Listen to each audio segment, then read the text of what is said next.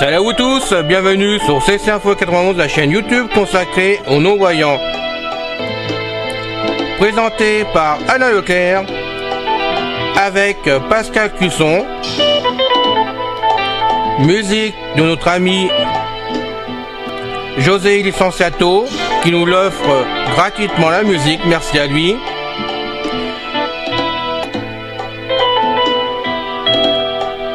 Soyez tous et bienvenus sur la chaîne. Notre liste de diffusion pour vous tenir au courant de ce qui se passe sur la chaîne. Vous pouvez y aller sur ceci-info91 plus subscribe@googlegroup.com. Mes très chers amis, bien le bonjour, c'est encore une fois Pascal Cusson parmi vous pour la chaîne YouTube Ceci Info 91, chaîne de notre ami Alain Leclerc destinée à informer sur une foule de sujets, les mâles et les non-voyants. Alain et moi aurions une requête à vous soumettre, c'est de parler des vidéos, des podcasts qui vous ont plu sur vos réseaux sociaux, les déposer sur vos murs des 10 réseaux sociaux, d'en parler par email, d'envoyer les liens par email à des amis susceptibles d'être intéressés par nos podcasts. Ceci afin d'augmenter la visibilité de la chaîne et le nombre de visiteurs qui y passent. Merci d'avance pour votre collaboration. Aujourd'hui, nous allons entamer une nouvelle chronique qui s'intitule, je vais dire, 7 merveilles.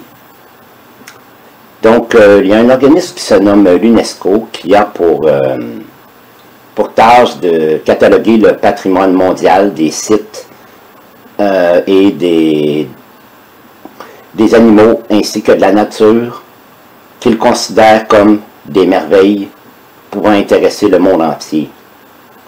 Donc, aujourd'hui, nous allons commencer la sous-série intitulée « Les 7 merveilles du monde antique ». Nous commençons. Préambule. Les 7 merveilles du monde antique.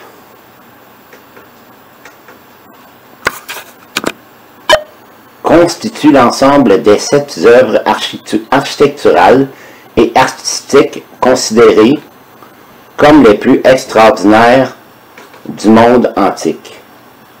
L'origine de la liste est méconnue, mais ces œuvres correspondent toutes à des réalisations qui excèdent largement les proportions communes, montrant qu'architectes et bâtisseurs d'époques très anciennes étaient capables, à force de labeur et d'ingéniosité, d'ouvrages monumentaux exceptionnels, qui en grec veut dire thaumasia. La popularité des monuments a suivi l'influence politique et économique des cités et la construction d'un élément architectural imposant a vu consacrer cette prédominance. Memphis, Éphèse, Halicarnasse, Rhodes, Babylone, Olympie et Alexandrie sont les cités dont il est question. Ces 7 œuvres sont la pyramide de Khéops à Gizeh en Égypte, les jardins suspendus de Babylone, la statue de Zeus à Olympie, le temple d'Artémis ou Diane à Éphèse, le mausolée d'Halicarnasse, le colosse de Rhodes et le phare d'Alexandrie. De ces 7 réalisations, ne subsiste aujourd'hui que la pyramide de Khéops. Fin du préambule. Section 1. La liste des 7 merveilles du monde antique. Seules 3 merveilles n'appartiennent pas au monde hellénique. Le monde hellénique, c'est-à-dire le monde grec, croisé de la civilisation macédonienne, issue de l'époque d'Alexandre le Grand. Il y en a 2 en Égypte et une à Babylone, et 2 d'entre elles se situent en Grèce, au sens contemporain du terme, c'est-à-dire équivalent à la Grèce actuelle de nos jours. Celle d'Olympie et celle de Rhodes. Elles sont toutes autour du bassin méditerranéen, comprises dans les territoires conquis par Alexandre le Grand, et les plus orientales ne sont pas situées très loin d'Alexandrie. Comme ces ouvrages ont été édifiés près de la mer, la liste a probablement été constituée à partir de récits de grands voyageurs, souvent des érudits. Ce sont des ouvrages particuliers et non des villes ou des sites naturels. Par rapport aux réalisations grecques, de taille modeste mais très élaborée, elles sont gigantesques et laissent une forte impression. L'historien grec bien connu Hérodote, 5e siècle avant Jésus-Christ, est le premier à décrire des réalisations qui lui avaient paru extraordinaires, et l'une d'elles, au moins, s'est trouvée par la suite rangée au nombre des merveilles, c'est-à-dire la pyramide de Khéops. Mais il ne la mentionne pas comme associée à d'autres merveilles, ce qui laisse supposer qu'aucune liste canonique n'était encore constituée. La liste canonique. 1. La pyramide de Khéops à Memphis, aujourd'hui Gizeh ou Giza, en Égypte. 2. Les jardins suspendus de Babylone, en Mésopotamie, ou possiblement de la ville de Ninive, en Assyrie, Irak, qui se trouve en Irak actuel. 3. La statue chryséléphantine, qui s'écrit CHRYSELEPHANTINE, de Zeus à Olympie, en Élide, qui se situe en Grèce. 4. Le temple d'Artémis, appelé aussi Artémision, dans la ville d'Éphèse, en Ionie, qui se situe en Turquie actuelle. Le tombeau de Mosol, à Halicarnasse, aussi nommé Mausolée d'Halicarnasse, en Carie, qui se situe en Turquie actuelle, veux-je dire. 6. La statue en bronze d'Hélios, dite Colosse de Rhodes, sur l'île grecque du même nom. 7. La tour fanale de Pharos, dite Phare d'Alexandrie, en Égypte. Leur date de construction, approximativement pour la plupart, s'étendent sur plusieurs siècles, entre environ 2560 avant Jésus-Christ pour la pyramide de Khéops et le début du 3e siècle avant Jésus-Christ pour le phare d'Alexandrie, considéré comme le plus récent. De nos jours, la merveille de Memphis existe encore, alors que toutes les autres ont disparu après avoir souffert des incendies, des intempéries, des séismes et aussi de la main de l'homme. Leur existence est attestée par des témoins archéologiques, exception faite des jardins suspendus de Babylone, dont il ne subsiste aucune trace et dont la réalité historique est mise en doute par bien des chercheurs. La liste de Philon. Le fonds commun le plus ancien a été transmis par Philon de Byzance, différent de son célèbre homonyme. Cependant, la liste ne s'est pas imposée tout de suite et a subi au fil du temps de multiples modifications. Jean-Pierre Adam, un des plus grands spécialistes concernant les manuscrits de cette époque, n'en dénombre pas moins de 19 variantes entre le 2e siècle avant Jésus-Christ et le 14e siècle de notre ère. Ce dont on est le mieux assuré, c'est que la liste qui nous intéresse n'a pu être établie définitivement avant l'érection du colosse de Rhodes, merveille régulièrement citée, ce qui implique qu'elle n'est pas antérieure au début du 3e siècle avant Jésus-Christ.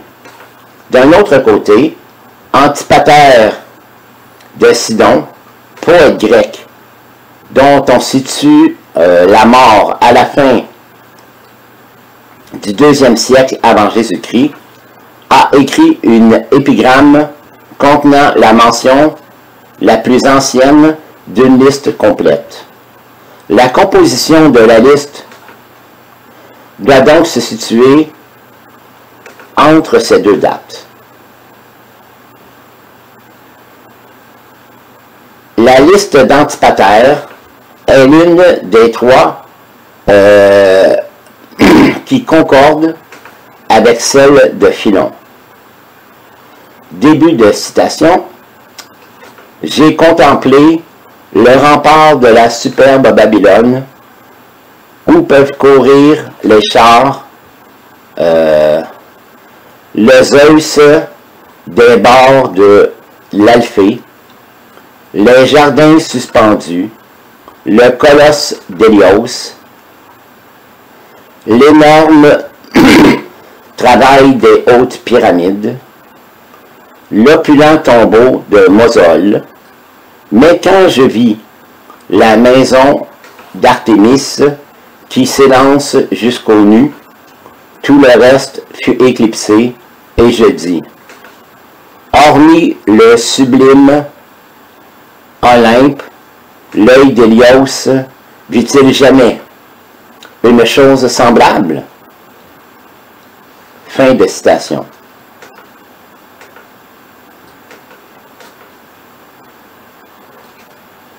Et fin de la section 1.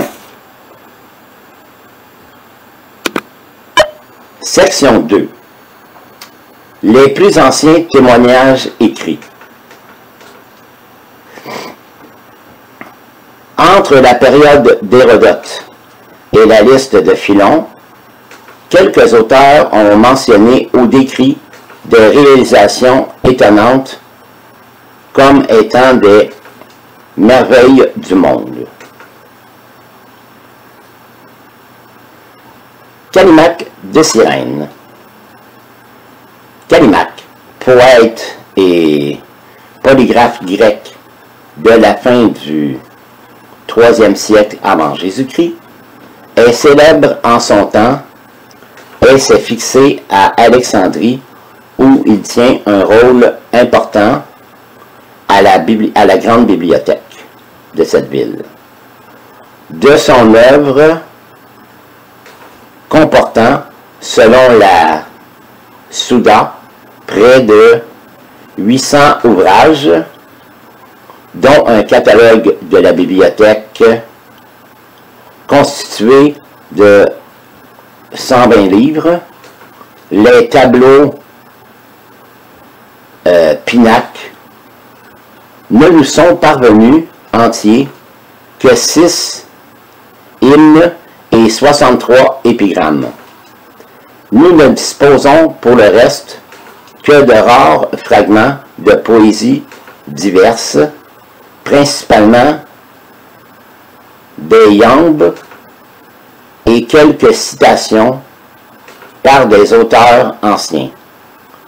La bibliothèque alexandrine et le musée sont alors un centre culturel en effervescence.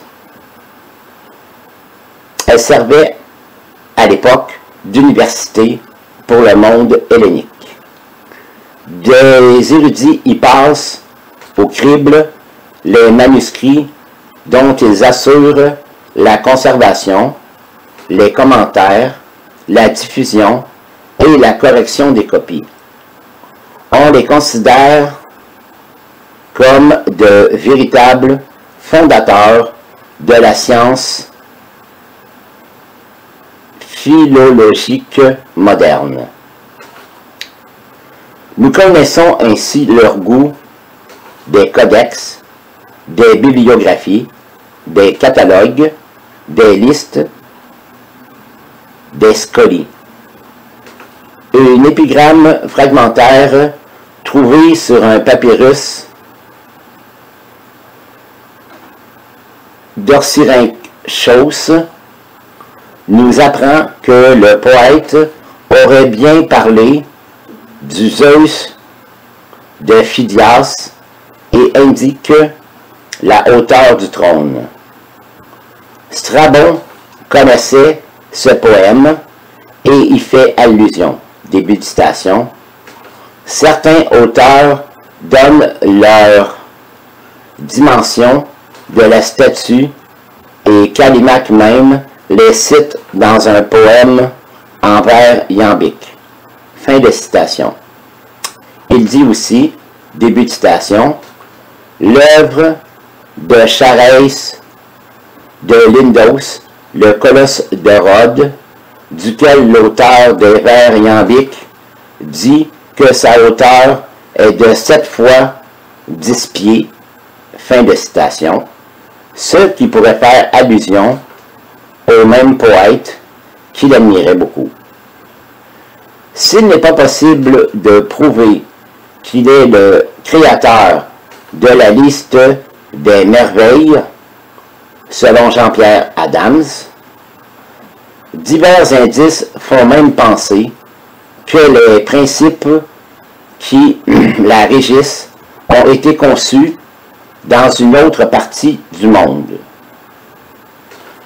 Callimaque connaissait de nombreux monuments célèbres et les a chantés dans une poésie qui s'est perdue, malheureusement.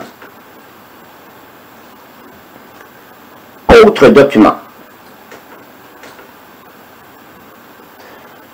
Un papyrus du 2e siècle avant Jésus-Christ, de la même époque qu'Antipater, parmi les manuscrits grecs trouvés au Fayoum, région archéologique au sud-ouest du Caire, laisse voir parmi d'autres textes un bref fragment intitulé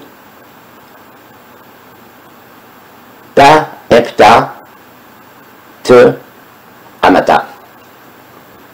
Le titre est tronqué, mais où sont cités les pyramides, le temple d'Éphèse et le tombeau d'Halicarnasse. Diodore de Sicile, un historien compilateur grec du 1er siècle avant Jésus-Christ, nous parle des 2 endroits décrits par Hérodote, à savoir les pyramides de Memphis et la ville de Babylone, et écrit une vingtaine de lignes sur son jardin suspendu. On trouve chez les auteurs anciens soit le pluriel, soit le singulier pour désigner les jardins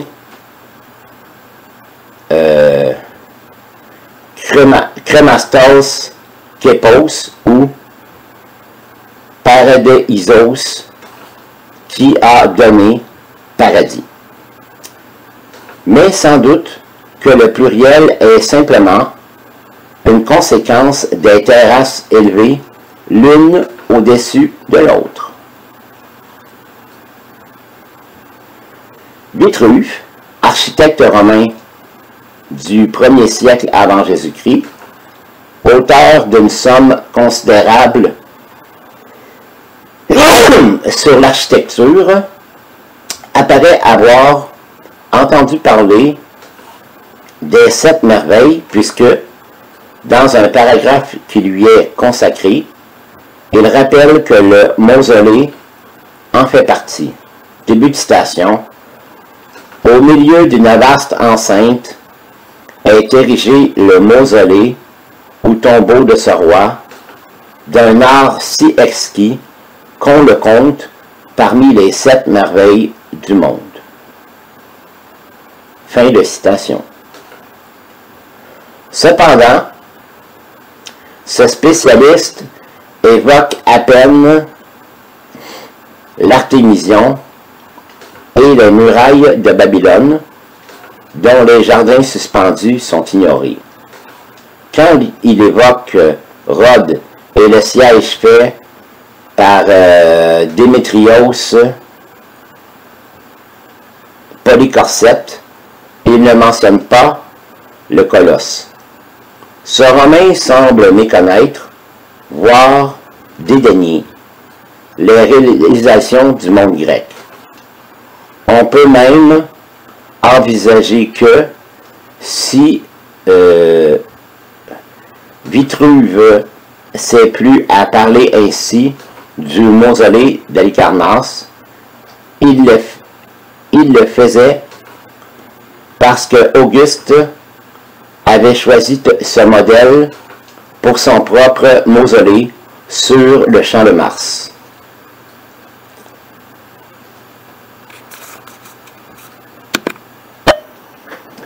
Strabon, géographe grec de la fin du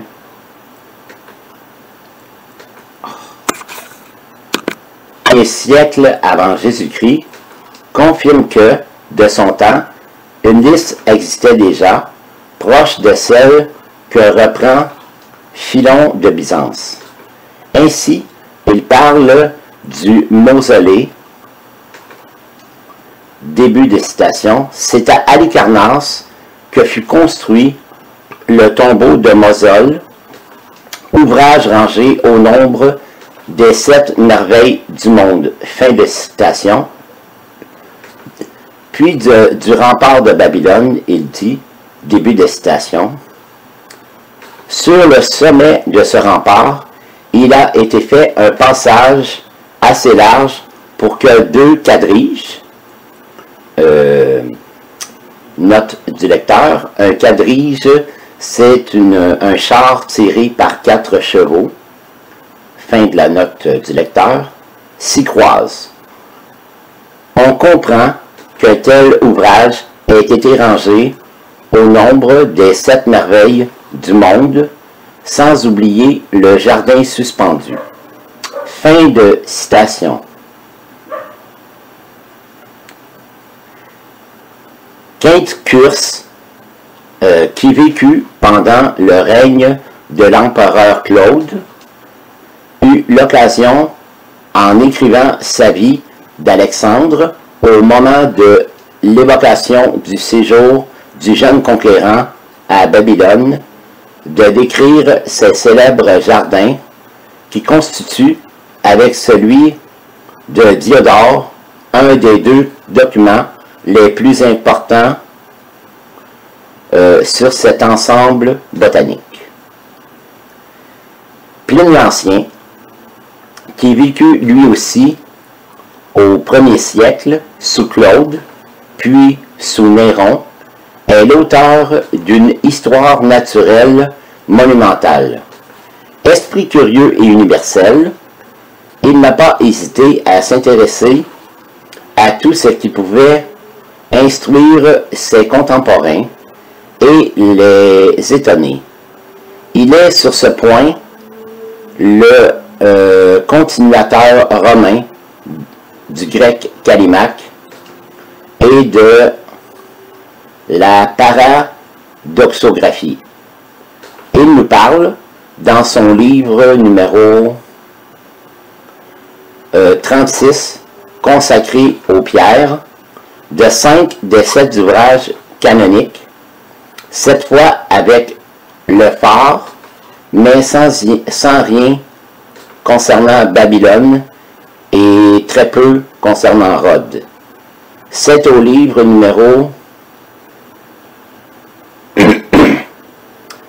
34 que Pline nous renseigne sur la statue rhodienne, mais pour la décrire sous la forme d'un géant abandonné à terre et désarticulé.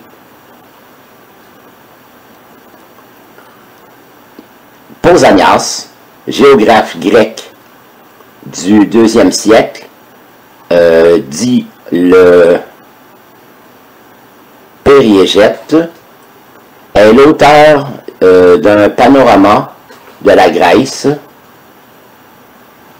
témoin irremplaçable de la Grèce à l'époque romaine, avant les destructions du IIe siècle. Ce grand voyageur s'est limité aux merveilles de la Grèce continentale et nous n'avons pu récupérer que sa description, heureusement très instructive, du Zeus olympien d'Olympie.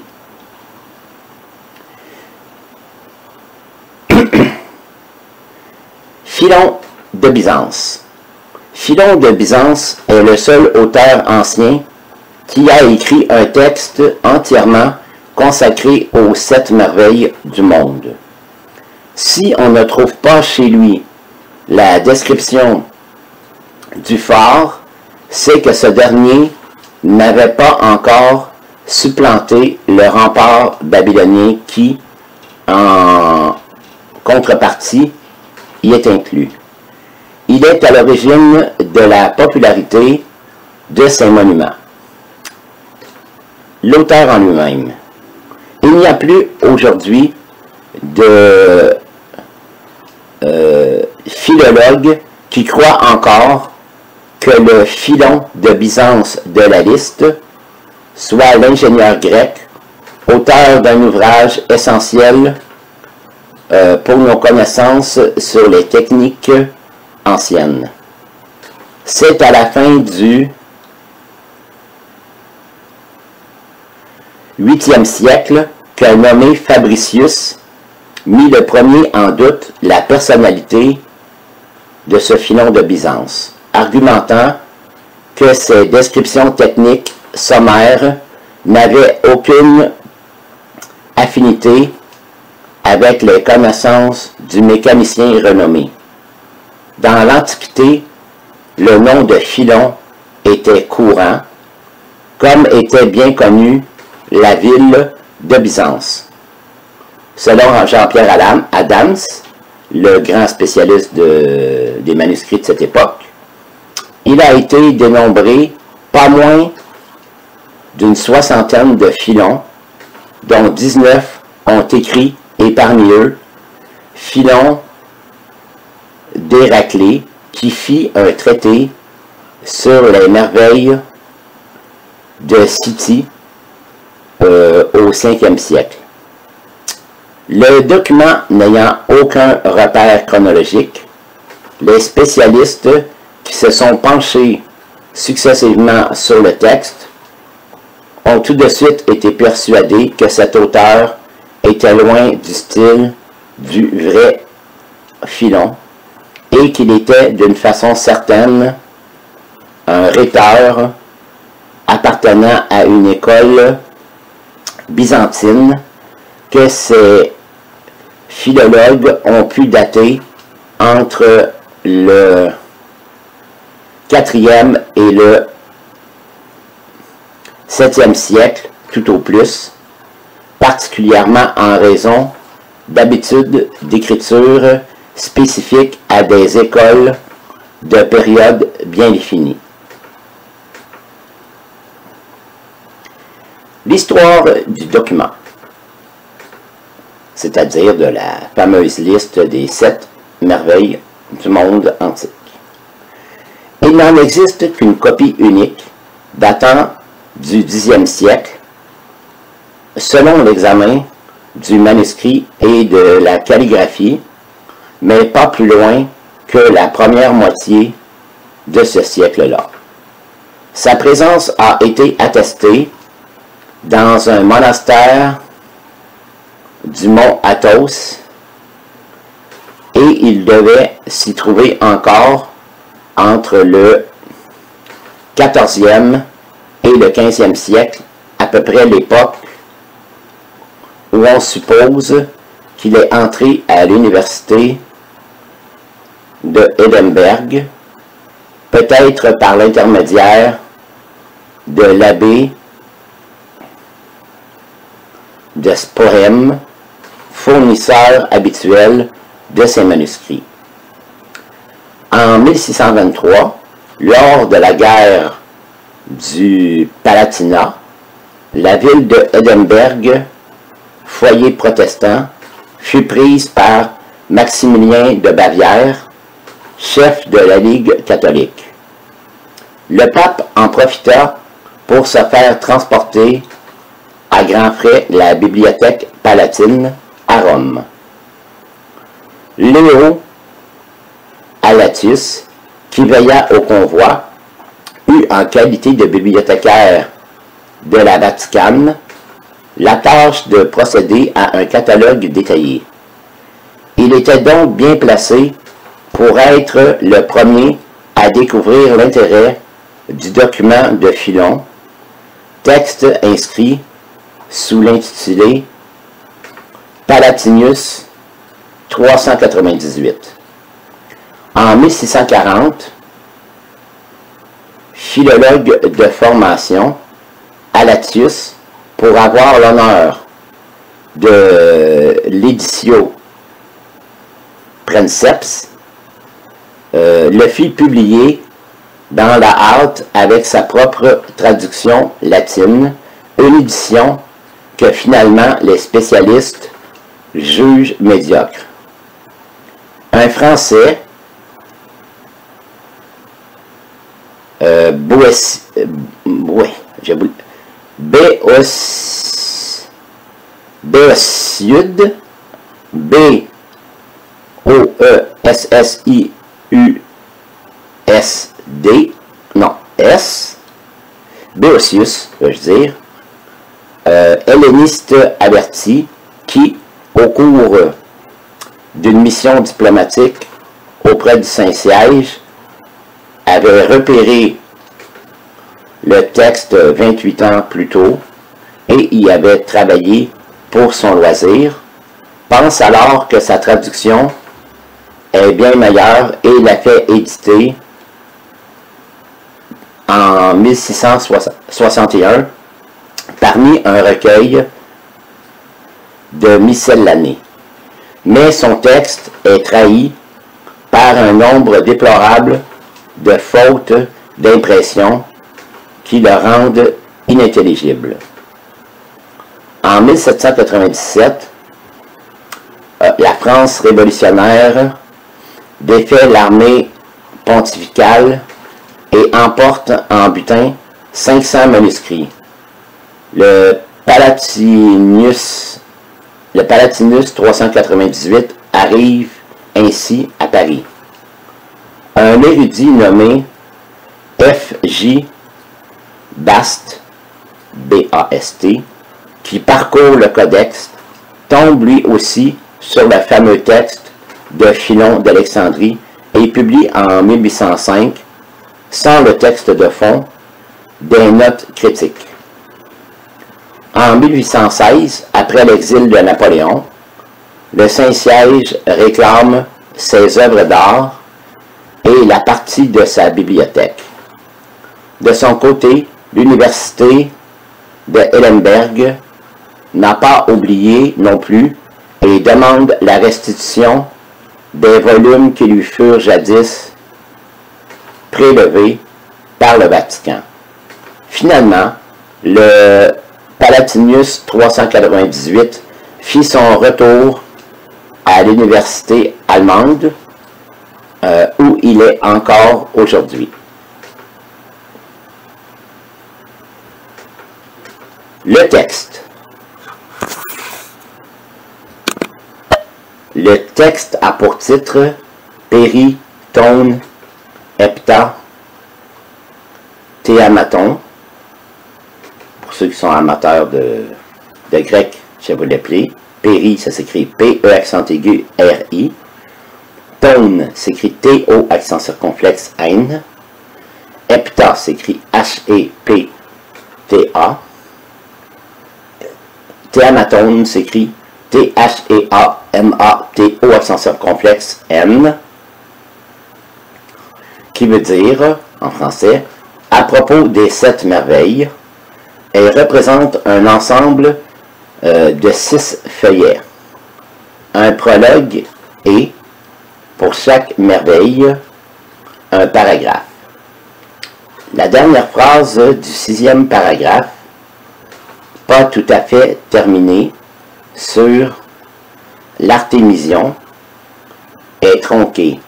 Elle marque d'ailleurs la fin du document et, ainsi, le texte du mausolée, le 7e annoncé, manque et n'a pas été retrouvé.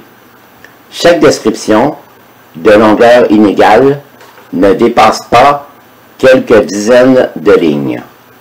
Comme les 2 premières éditions avaient été boudées, un certain Aurélie à Leipzig procéda en 1816 à une édition enrichie et enfin apte à la consultation. Elle contient la transcription grecque de Boëtius et sa traduction latine, quelque peu corrigée et abondamment annotée. Mais, de nos jours, c'est l'édition Hercher de 1863 qui prévaut, car elle a été établie en respectant les critères scientifiques. Cette édition comporte toujours une seule traduction faite en latin. Le jugement de Jean-Pierre Adams, le spécialiste des documents de cette époque, est sévère concernant ce document. Citation. « Ce merveilleux de pacotille qu'il substitue aux détails techniques que nous attendions. » Fin de citation. Si les contemporains de Philon ont pu rêver, ces descriptions-là sont pour nous, en effet, dépourvues d'attrait et ne s'éloignent pas de ce que nous lisons habituellement dans une brochure touristique. De toute manière, on ne pouvait guère s'attendre de la part d'un simple compilateur à un récit de grands voyageurs ou un reportage vécu. Il s'agit simplement d'un exercice de style, d'une inspiration courte, puisque ça et là, chez divers auteurs. Puisé, ça et là, chez divers auteurs, veux-je dire. Philon nous apparaît donc comme un rhéteur habile, mais un écrivain peu captivé par son sujet, lequel est prétexte à développer, sous un style châtié et de belles envolées lyriques, des lieux communs et des préceptes moraux.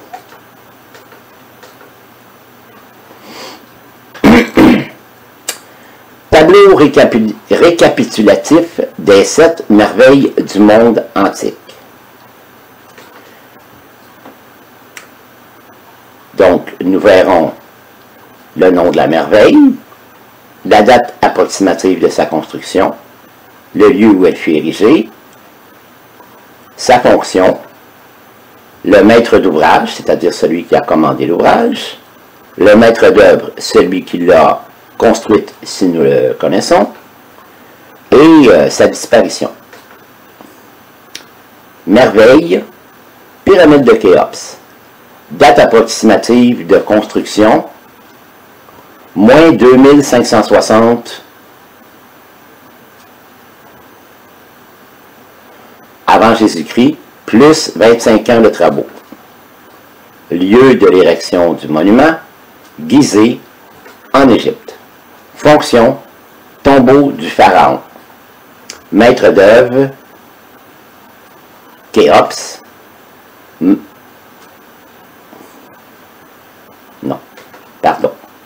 Maître d'ouvrage, Khéops, c'est-à-dire le pharaon qui l'a commandé pour faire son tombeau, pour en faire son tombeau. Maître d'œuvre, celui qui l'a construit, Hémionu, s'écrit H-E-M-I-O-U-N-O-U. Disparition du monument, exploitation partielle en carrière avant le 20e siècle, encore debout au 21e siècle, mais le parement qui décorait chaque face du monument a disparu. Probablement, les pierres ont été enlevées par des gens des entourages pour bâtir leur propre maison. Merveille, jardin suspendu de Babylone. Date approximative de construction, 6e siècle avant Jésus-Christ. Lieu, Babylone, en Irak actuel. Fonction, jardin d'agrément pour la princesse Amytis du pays de Médie. Maître d'ouvrage, Nabuchodonosor II. Maître d'œuvre inconnu. Sa disparition, disparu à partir du 3e siècle avant Jésus-Christ, avec le déclin puis l'abandon de la cité par ses habitants. Merveille, statue chryséléphantine, cela s'écrit C-H-R-Y-S-E-L-E-P-H-A-N-T-I-N-E, de Zeus, qui était le chef suprême des dieux du panthéon grec et romain. Date approximative de construction, moins 436 avant Jésus-Christ, plus 4 ans de travaux. Lieu, Olympie, en Élide, qui est en Grèce. Fonction, pour siéger au nouveau temple d'Olympie. Maître d'ouvrage, la cité d'Olympie elle-même. Maître d'œuvre, Phidias, qui s'écrit P-H-I-D-I-A-S. Disparition. Transporté à Constantinople en 420 ou 422. Détruite lors d'un incendie en 461. Merveille, mausolée d'Halicarnasse. Mausolée s'écrit M majuscule A-U-S-O-L-E. d'Halicarnasse s'écrit D apostrophe H majuscule A-L-I-C-A-R-N-A-S-S-E. Date approximative de construction, moins 353 avant Jésus-Christ, plus 3 ans de travaux. Lieu, Halicarnasse, qui se situe en Carie. Fonction, tombeau du couple royal. Maître d'ouvrage, Mosole, puis ensuite Artémise II. Maître d'œuvre, Pythéos de Priene, cela s'écrit, Pythéos s'écrit P majuscule Y-T-H-E-O-S, et Priene s'écrit P majuscule R-I, E accent grave, N-E. Disparition. Détérioration à partir du 4e siècle de notre ère, guerre et intempéries.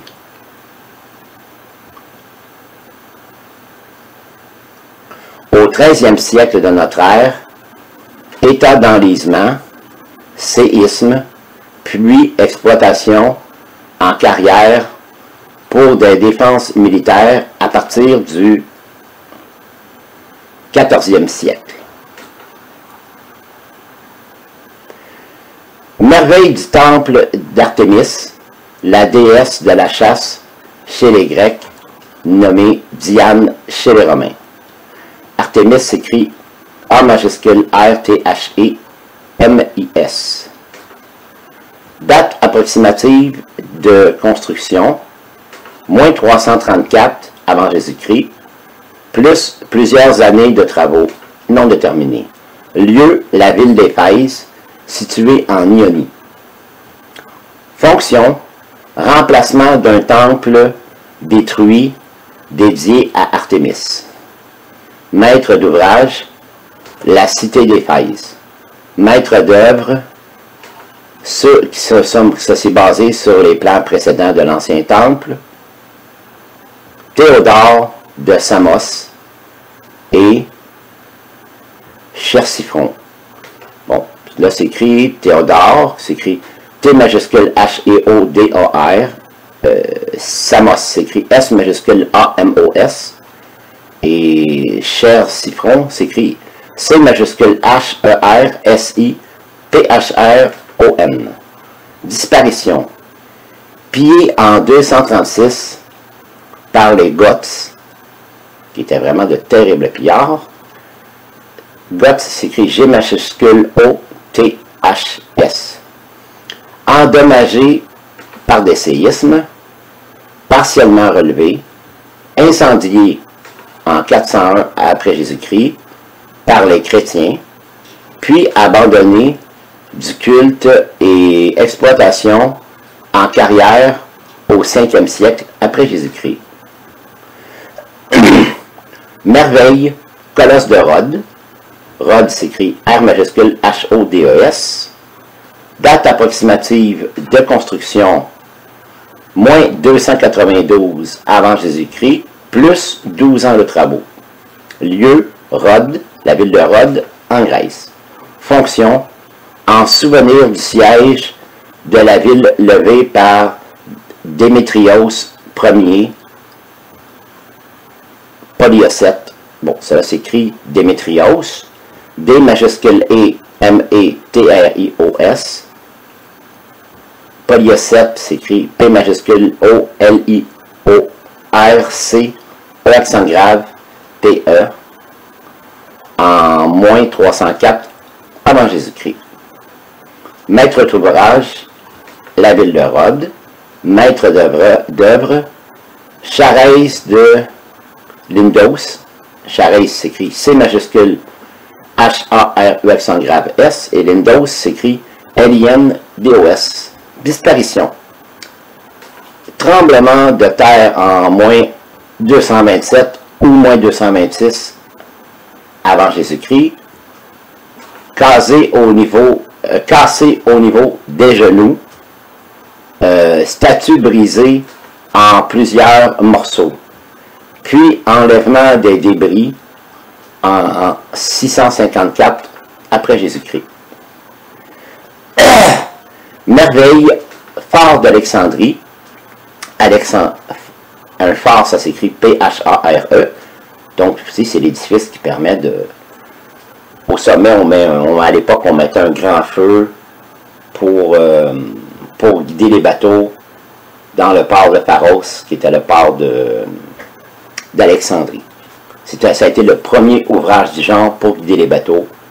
Et les phares de l'Antiquité, puis modernes, se sont basés sur le même modèle. C'est toujours une très haute tour qui surmonte les flots à plusieurs dizaines ou même centaines de mètres, avec une lampe au sommet pour guider les navires la nuit afin qu'ils ne fichent pas sur les récifs, ou pour les guider, pour leur indiquer le port le plus proche lors d'une tempête. Voilà. Date approximative de construction, moins 297 avant Jésus-Christ, plus 14 ans de travaux. Oh, ce qui fut très long. Lieu, île de Pharos à Alexandrie, en Égypte. Fonction, aide à la navigation.